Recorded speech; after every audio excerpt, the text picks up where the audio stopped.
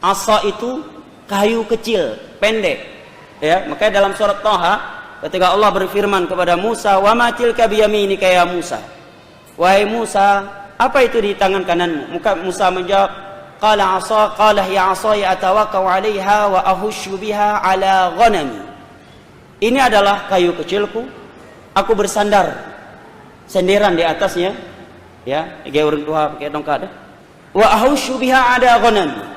Apa bahasa Indonesia? Untuk paruh-paruh kambing. Itu bahasa Indonesia. Paruh kambing. Hah? Hah? Mengembala bukan paruh. Ngusir ya. Untuk ngusir kambing, paruh-paruh kambing. Ini menerangkan kepada kita apa? Asa itu kayu pendek. Nah, Nabi di akhir hayatnya ketika khutbah mulai menggunakan asa dalam beberapa riwayat, kayu pendek. Nah, kalau dipakai panjang itu namanya bukan tongkat, itu namanya balok. Bukan tongkat. Sepakat seluruh mazhab itu tidak dianjurkan. Yang terjadi khilaf di antara ulama tentang tongkat bagi seorang khatib adalah asa. Asa adalah kayu pendek yang di antara hikmahnya bersenderan di atasnya agar enggak mudah jatuh. Itu namanya asa.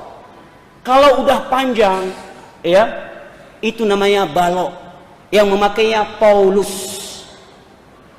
untuk mukul umat Nasrani jika ada yang enggak khusyuk dengar ceramah dia. Maka dan hukum memakai tongkat hanya satu dari dua pendapat. Sebagian ulama menyatakan mubah, boleh, bukan sunnah.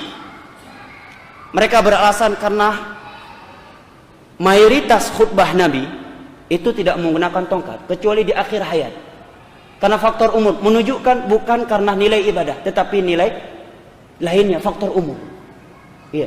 Ini pendapat yang pertama. Pendapat kedua menyatakan sunnah. Walaupun Nabi memakainya di akhir hayatnya, tetapi ada hukum asal, ada kaidah bagi kita, annal asla fi fi'lin Nabi at-ta'assi. Bahwa hukum asal pada perbuatan Nabi untuk syariat, untuk diikuti. Laqad kana lakum fi Rasulillahi uswatun hasanah.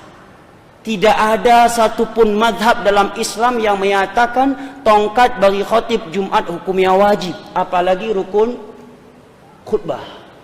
Rukbah tayo karap berudara gara-gara khatib anama tongkat. Nyan madhab dah.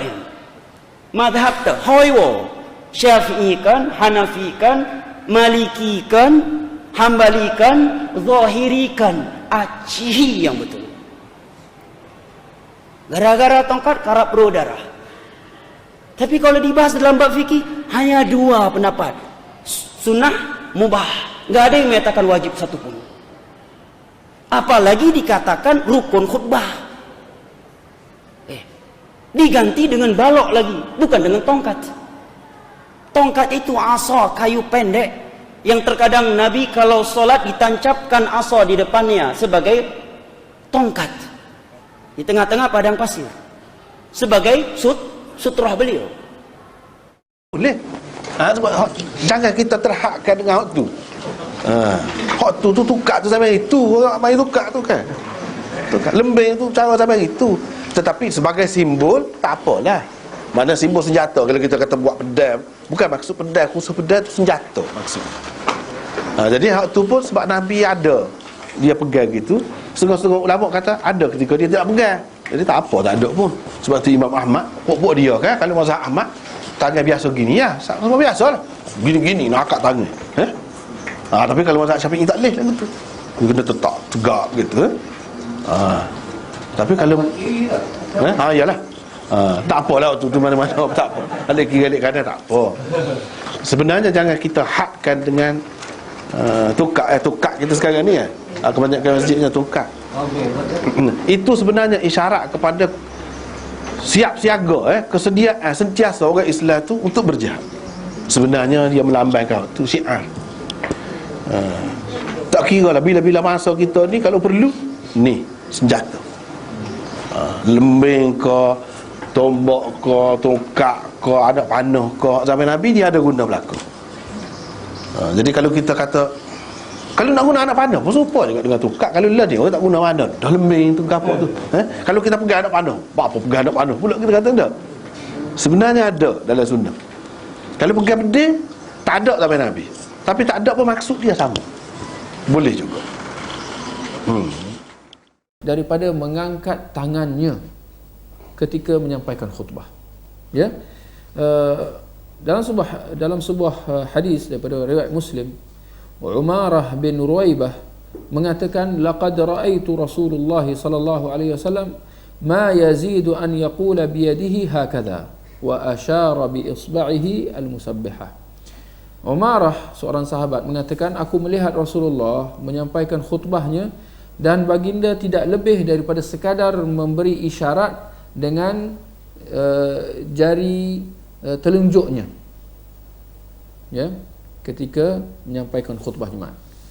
Nak mengatakan bahawa Nabi tak pernah sampai mengangkat tangannya ke atas, atau apatah lagi kedua-dua tangannya ke atas ketika menyampaikan khutbah.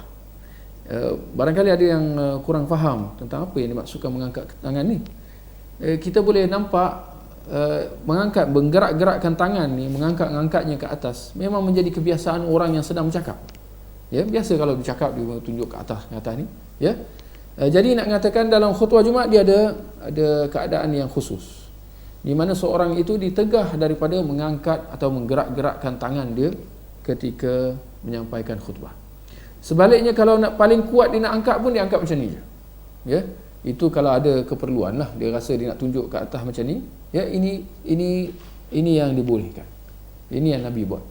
Tapi sampai angkat tangan tunjuk ke atas kanan kiri, ya, angkat kedua-dua tangan, dia tengah marah sangat dia angkat, dia hempas tangan dia ke apa ke, ini semua ya ditegah ketika menyampaikan khutbah Jumaat, ya. Juga termasuk di antara permasalahan berkenaan tentang solat Jumaat ni, saya ada dua atau tiga masalah lagi, permasalahan tentang adakah seorang khatib ketika menyampaikan khutbah perlukah dia memegang tongkat?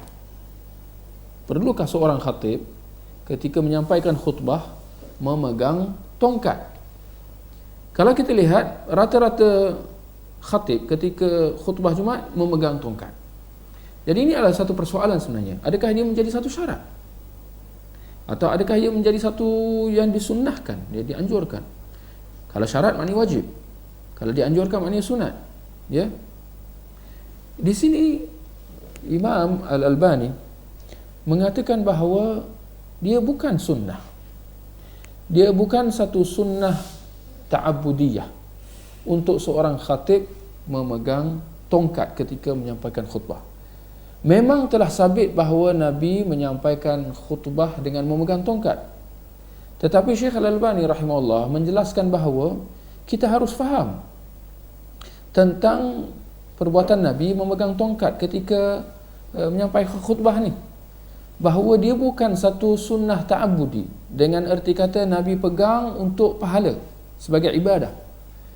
Sebaliknya Syekh Al-Albani mengatakan Nabi memegangnya kerana adat atau kerana keperluan baginda kepadanya, ya, untuk nak membantu baginda, ya, berdiri, ya, atau membantu baginda berjalan, ya. Jadi Nabi perlu kepada tongkat itu untuk berjalan atau untuk berdiri, maka kerana itu baginda memegangnya.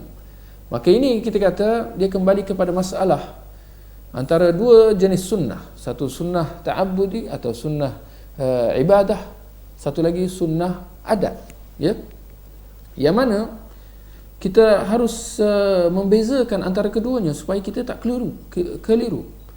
Seperti mana kita lihat Nabi ketika kebiasaan Nabi keluar rumah baginda pakai serban. Jadi persoalan di sini, adakah ini satu sunnah ta'abbudi? Dengan erti kata boleh kita faham secara am bahawa Nabi akan menyampaikan khutbah juga dengan memakai serban. Jadi adakah ini satu syarat? Ya. Nabi berambut panjang, maka Nabi ketika menyampaikan khutbah kebiasaannya dalam keadaan rambutnya panjang, ya. maka adakah ini menjadi satu syarat juga? Ya, begitu juga Nabi menyampaikan khutbah dengan memegang tongkat. Jadi adakah ia satu syarat atau adakah ia satu sunnah yang dianjurkan buat seorang khatib? Jadi insya-Allah kalau kita sudah faham, kita sudah dapat membezakan antara sunnah ta'abbudi dengan sunnah adah atau sunat adat, ya, dapat kita simpulkan bahawa memakai serban atau rambut panjang atau memegang tongkat, dia semua masuk dalam ruang lingkup sunat adat Nabi sallallahu alaihi wasallam. Yang mana Nabi melakukannya bukan untuk pahala, tetapi kerana itu dalam keadaan keperluan atau kerana itu keadaan ketika zaman itu. Merujuk kepada serban dan juga rambut panjang. Itu adat ketika itu. Adapun tongkat itu kerana keperluan baginda terhadapnya. Maka kalau seorang khatib pada hari ini, kalau dia perlu kepada tongkat untuk membantunya berdiri, maka kita kata teruskan pegang tongkat, tak ada masalah. Tetapi kalau orang sampai yang muda-muda, ya, dia tak ada keperluan, tapi dia pegang tongkat juga, maka ini jelas ada salah faham, ya, terhadap memahami perbuatan Nabi sallallahu alaihi wasallam. Ya. Khatib memegang tongkat dengan tak memegang tongkat. Ulama khilaf dalam pegang tongkat ni. Adapun Nabi pegang pedang semasa khutbah tak pernah berlaku. Nabi tak pernah pegang pedang. Dulu ada orang semangat pergi nak ikut Iran, pegang senapang masa khutbah. Orang pegang senjata masa khutbah. Nabi tak pernah pegang senjata masa khutbah. Khutbah Nabi ialah peaceful. Bukan khutbah nak pergi tembak orang. Bila Iran buat, orang rasa, saya masa kecil-kecil dulu pun tengok, pergi cari pedang tak depan. Kata Ibn Qayyim, Nabi tak pernah khutbah dengan pedang. Cuma ada riwayat baginda pegang tongkat ni, bincang. Dia pegang tongkat kerana ketika itu usia dia ke, keperluan pada tongkat ke, ataupun saja pegang tongkat. Di Perlis ni secara umumnya, kita tak pegang tongkat lah. Sama macam pendapat Qaradawi dan seumpamanya. Tapi kalau tu imam tu nak naik tangga tak larat, dia boleh pegang tongkat. Tongkat dia, bukan tongkat masjid. Boleh. Boleh.